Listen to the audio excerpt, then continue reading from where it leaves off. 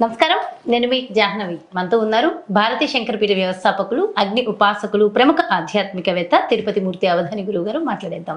నమస్కారం గురుగారు. ఓం శ్రీ మహాగణాధిపతయే నమః. ఏకాదశులు చాలా చాలా ప్రత్యేకము. సంవత్సరంలో 24 ఏకాదశులు వస్తాయి. అందులో 12 కృష్ణపక్షంలో వస్తాయి, 12 శుక్లపక్షంలో వస్తాయి. అయితే ఒక్కొక్క ఏకాదశికి ఒక్కొక్క ప్రత్యేకత ఉంటుంది. ఈసారి ఆషాఢ మాసంలో వచ్చే శుక్లపక్ష ఏకాదశిని మనం తొలి ఏకాదశిగా జరుపుకుంటూ ఉంటాం కదా. అసలు అంటే మనకి జనరల్ గా తొలి ఏకాదశి అనగానే మనకి తెలుగు వాళ్ళకి ఉగాది వెళ్ళిన తర్వాత వచ్చే ఏకాదశిని మనం మొదటి ఏకాదశిగా జరుపుకోవచ్చు. కానీ ఇక్కడ ఎందుకు మనం దీన్ని తొలి ఏకాదశి అన్నాం? అసలు ఈ రోజు యొక్క విశిష్టత ఏమిటి? దైవారాధనకి చెప్పబడి ఉన్నవి 4 మాసాలు ప్రత్యేకంగా. ఇందాక మనం చెప్పుకున్నాం ఆ క మ వై అని 4 అక్షరాలు, 4 మాసాలు. వీటిల్లో ప్రధానమైనటువంటి ఆషాఢం.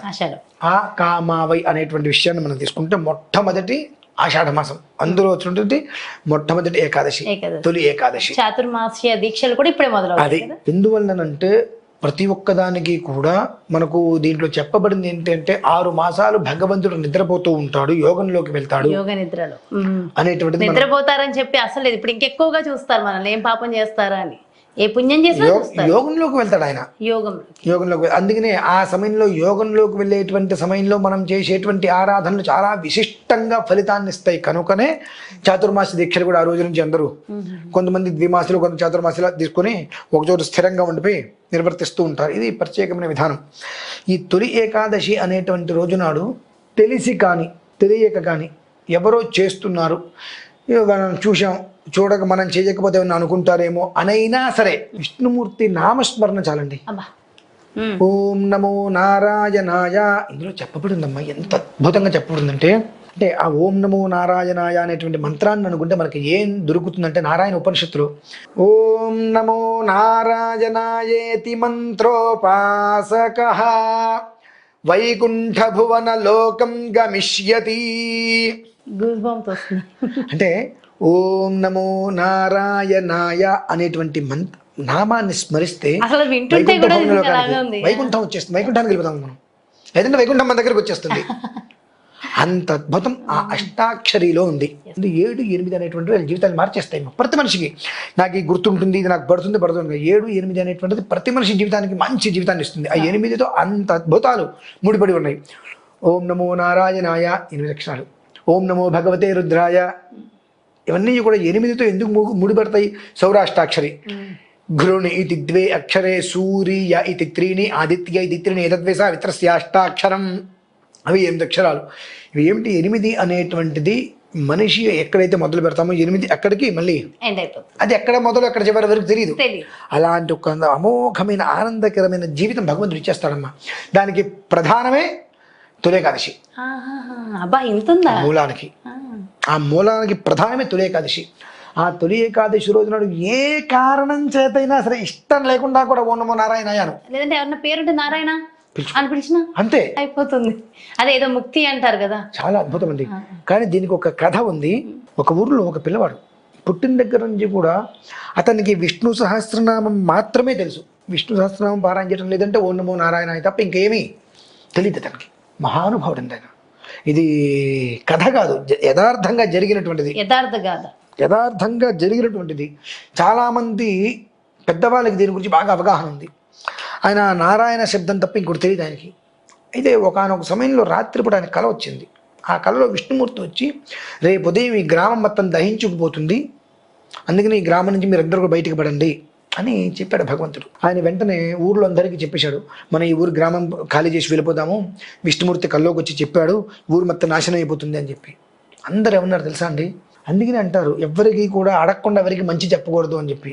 చెబితే ఎలవాయి సన్నాసి, ఎలవాయి బ్రాహ్మణ, నువ్వు చెప్తావు, ఇప్పుడు నువ్వు చెబితే ఈ ఊరు మీద దాటి వెళ్ళిపోతే ఈ ఊరు భస్మైపోతుంది, మేము అందరం బ్రతకాలా, పెచ్చపెచ్చగా ఉంది పోతరని చెప్పి అందరూ ఆయన్ని తూసేశారు. సరే అప్పుడు అనుకున్నాడు, భగవంతుడు నాకు చెప్పాడు, నాకు నోటు తోలకత వీళ్ళందరిని ఎందుకు చెప్పాలి అంటే, వాళ్ళందరూ బాగు కోరి నేను చెప్పాను, వాళ్ళందరూ వినరా ఈశ్వర కృప అని చెప్పి తనకున్న మూట ముళ్ళ అన్ని కట్టుకొని ఆ కుటుంబాన్ని పట్టుకొని ఊరి చివరికి వచ్చేసాడు. ఏం జరుగుతుందని చూస్తున్నాడమ్మా. దబాలని పిడుగుపడింది, ఊరు మొత్తం దహించిపోయింది. అంటే అక్కడ ఏంటంటే అందరినీ బాగు చేద్దాము అంటే కర్మ ప్రారంధం. ఈ పిల్లవాడు ఆయన కళలో విష్ణుమూర్తి వచ్చి చెబితే వాడికి ఎందుకుట, వాడు దారి వాడు వచ్చేచ్చుగా విధులకి. కానీ లోకోపకారం చేద్దాం అనుకున్నాడు. అందరూ తిట్టారు. ఎన్ని అవమానాలు అయితే అన్ని అవమానాలని అందరికీ చెప్దామని అందరికీ పేరు పేరున చెప్పాడు. అందరూ తిట్టి పంపించేశారు. కానీ ఆ నామస్మరణ ఆ పిల్లవాడి కుటుంబాన్ని కాపాడింది. అంటే మిగిలిన వారిని ఎందుకు కాపాడలేదు? కర్మ ప్రారంభం అనుభవించి తీరాలి. అంటే నీకు బాగుపడే యోగ్యత, బాగుపడే సమయం నీకు ఉందిరా బాబు, బయటికి రా అని చెప్పాడు. కానీ నేను బయటికి రావడం ఏంటి, నేను ఎందుకు వస్తా, నువ్వు చెబితే జరుగుతుందా అని అన్నారు. మంచిది, శుభం. జరిగింది ఏంటి, మొత్తం భస్మం అయిపోయింది. ఇది యథార్థ గాఢంది. ఇటువంటిది ఇంకొకటి కూడా ఉంది. పెద్దానికి షుగర్తో చాలా ఇబ్బంది పడుతున్నారు, చాలా ఎక్కువ షుగరు. ఆ సమయంలో ఒక పెద్ద మనిషి వారి ఇంటికి వెళ్ళి సంకల్పం చేయించి విభూతి బొట్టు పక్కన పెట్టి విష్ణు సహస్రనామాన్ని పారాయణ చేయించడం మొదలుపెట్టారండి. అదే పనిగా విష్ణు సహస్రనామం, ఇక వేరే కూర్చోవడం సహస్రనామం పారాయణ చేయడం, ఇదే చేయండి. ఆ విష్ణు సహస్రనామం చేయడం, ఆ బొట్టు పెట్టడం ముఖాన. అది కూడా ఏం పెట్టారు ముఖాన? విభూతి, భస్మం. అదే నేను ఆలోచిస్తున్నాను. మామూలుగా మనం ఆరాధన, శివుడిని ఆరాధించండి విభూతి పెట్టుకోండి, ఓకే, గంధము తో మనకి భస్మం విష్ణుమూర్తి అంటారు, విష్ణుమూర్తి అంటారు. ఆ విభూతి బట్టు పెట్టారు, ఆ విభూతి ముఖాన్ని పెట్టారు. ఆశ్చర్యకరంగా అంత స్థాయిలో ఉన్నటువంటి షుగర్ కాస్త నార్మల్గా వచ్చేసిందమ్మా. అంటే మనిషి జీవితాన్ని స్థిరంగా నిలబెట్టేటువంటిది తొలి ఏకాదశి. ఆ రోజు నాడు నువ్వు ఏదైతే భగవంత్ సంకల్పంతో చేస్తున్నావో, నీ సంకల్పం కాదు, భగవత్ సంకల్పంతో చేస్తున్నావో, అది 10,000 రెట్లు తిరిగి నీ దగ్గరికి వస్తుంది. అది మనం తెలుసుకోవాలమ్మా. దీనికి ఏదో చేయకర్లా, ఏ కారణం ఏదైనా శబ్దస్మరణ చేయి, నారాయణ శబ్దం మాత్రేనా చాలు, నీకు పుణ్యం వచ్చేస్తుంది. ఇంట్లో నువ్వు ఫోటో పెట్టుకో, కళ్యాణం చేయి, విష్ణుసహస్రనామం పెట్టి, ధూపం పెట్టు, దీపం పెట్టి, ఇవన్నీ కూడా చెయ్యి. నీకు ఏదో ఒక సమయంలో కుదిరింది ఆయన్ని ధ్యానం చేయి. నీకు భగవంతుడి యొక్క అనుగ్రహం నీ మీద పూర్తిగా ఉందా, నీకు ఆ యోగ్యత కలిగిందా, సాయంత్రం టైంలో ఒక ఫోటో పెట్టుకొని విష్ణుసహస్రనామం పారాయించి, నీకు ఈ భూమి మీద లేదు అనేటువంటిది లేకుండా ఇస్తాడమ్మా భగవంతుడు. ఆ రోజు నుంచే నీ జీవితం ప్రారంభమవుతుంది. అంత విశేషమైనది తొలి ఏకాదశి ఉందమ్మా. కాకపోతే ఏంటంటే మనము తొలి ఏకాదశి అనగానే ఈ నివేద్యం పెట్టండి, ఇది పెట్టండి, ఇది పెట్టండి. అసలు తొలి ఏకాదశికి ఉన్న ప్రాముఖ్యత ఏంటి? కేనోపాయేన లఘున, ఇది నేను చెప్పింది కదమ్మా. పార్వత్యువాచ అని చెప్పి అందరూ చెప్పబడింది. పార్వత్యువాచ కేనోపాయేన లఘున విష్ణోర్నామ సహస్రకం. అంటే కేన, ఏ రకమైన ఉపాయం చేతనైనా విష్ణుమూర్తిని స్మరించు. ఉపాయం ఏదైనా కావచ్చు, మీరు చెప్పారను చెప్పకపోతే బాగోదనేమని అనుకుంటారు, ఏ రకంగా అయినా సరే నువ్వు విష్ణుమూర్తిని స్మరించే రోజునాడు నీకు ముక్తి మోక్షం రెండు వస్తాయి. అంత గొప్పతనం ఆ రోజు కొంతమందికి నేను ఇందాక కూడా ఒక వీడియోలో చెప్పాను. ఆ గొప్పతనం, ఆ ముక్తి, ఆ మోక్షం రావాలని ఒక ఉద్దేశంతో కాశీ వెళ్తాం. ఆ రోజు నేను కాశీలోనే, ఆ రోజుతో వారాహి అమ్మవారి ఆరాధన మీరు నేను చేసేది సమాప్తమవుతుంది. 17వ తారీఖు ఖచ్చితంగా అక్కడే చేసుకోవాలని ఎందుకు అనుకున్నానంటే, మీకు నాకు మన గొప్పతనాన్ని చూపించుకోవడం కోసం శేకేశ్వర భేదం చూపిస్తాం, కానీ వాళ్ళకి లేదు ఆ భేదం. శివాయ విష్ణు రూపాయ శివరూపాయ విష్ణవే, శివస్య హృదయం విష్ణు, విష్ణోస్య హృదయం శివ, యథా శివమయో విష్ణు ఏవం విష్ణుమయ శివ. వాళ్ళిద్దరు ఒకటే కాబట్టి శివరూపాయ విష్ణవే. అందుకనే ఆ శైవ క్షేత్రమైనటువంటి పుణ్యక్షేత్రంలోకి వెళ్ళి నేను 17వ తారీఖు రోజు నాడు ప్రత్యేకంగా అక్కడ మొత్తం ఎందుకు ఉండి చేయాలనుకుంటుంటే, ఇవన్నీ దృష్టిలో ఉంచుకుని ఆ రోజుతో అందరికీ ఉన్నటువంటి అన్ని రకాల దౌర్భాగ్యాలు, ఇబ్బందులు అన్నీ కూడా అక్కడికక్కడ పట్టని తెగిపోవాలి అనే ఉద్దేశ్యంతో నేను చేయడం జరుగుతుంది. అదే విధానంలో ఇక్కడ ప్రతి మనిషి కూడా కారణం ఏదైనా కావచ్చు, నువ్వు ఇంట్లో ఫోటో పెట్టుకో, దండేసుకో, అలంకారం చేసుకో, ఏది వద్దు, కుదిరితే చేయొద్దు, కుదరకపోతే మానేసే. చెయ్యొద్దని చెప్పట్లా, నీకు కుదరలేదు, బండి మీద ఉద్యోగానికి వెళ్తున్నావు, ఓం నమో నారాయణ అనుకో, ఆ యోగం లేకపోతే ఏం జరుగుతుంది తెలుసమ్మా? ఇది కూడా చిన్న కథ ఉంది. ఒక ఆయనకి 4 కొడుకులు. 4 కొడుకులకి ఆ 4 కొడుకులకి మంచి మంచి పేర్లు పెట్టారు.